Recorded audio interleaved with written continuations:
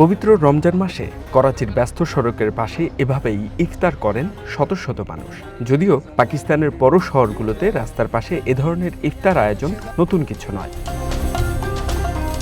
তবে আয়োজকদের মতে এবার মানুষের ভিড় আগের যে কোনো সময়ের চেয়ে বেশি, কেননা জ্বালানি ও নিত্যপণ্যের দাম বেড়ে যাওয়ায় সাধারণ মানুষের জীবনযাত্রার ব্যয়ও বেড়েছে কয়েক গুণ।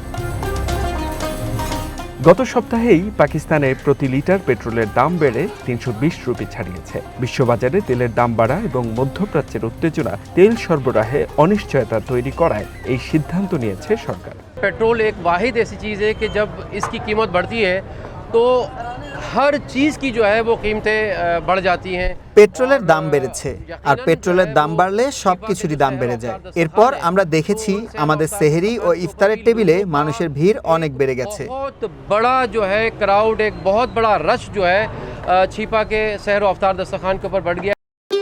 ভবিষ্যৎ হোক নিরাপদ, বিনিয়োগ হোক বিশ্বস্ত, আর আমার পছন্দ সল্ট বে। ওয়েলকাম টু সল্ট বে। এই পরিস্থিতিতে প্রতিদিনই রোজাদারদের জন্য ইফতার প্রস্তুত করতে ব্যস্ত সময় পার করছেন স্থানীয় স্বেচ্ছাসেবকরা। এতে অর্থ ও খাদ্যদ্রব্য দিয়ে সহায়তা করেন বিভিন্ন দাতব্য সংস্থা। ইফতারের প্রায় 1 ঘন্টা আগে থেকেই শুরু হয় প্রস্তুতি। এখন বাইরে থেকে দুজনের ইফতার করতে অন্তত 1 থেকে 1,500 রুপি লাগবে। মুদ্রাস্ফীতি এত বেশি, তাই আমরা এখানে এসে ইফতার করি। তবে এই আয়োজন শুধু দরিদ্রদের জন্য নয়। যেসব মানুষ কর্মব্যস্ততার কারণে সময় মতো বাড়ি পৌঁছাতে পারেন না, তাদের জন্য এই উদ্যোগ বেশ সহায়ক ভূমিকা পালন করে।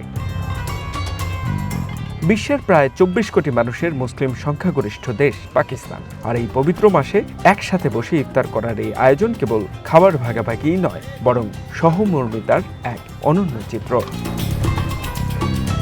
H M Ataullah, one international desk.